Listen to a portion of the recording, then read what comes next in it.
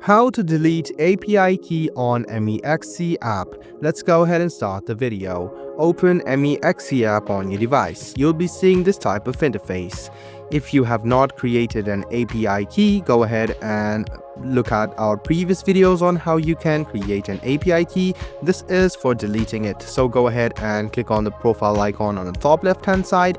Then you can find API management. Go ahead and tap on API management, then wait for a while.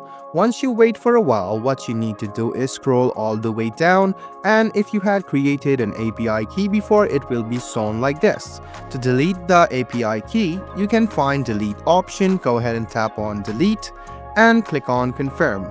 Or else you can just go ahead and tap on change and change its detail as well. But if you want to permanently delete it, go ahead and tap on delete and confirm it.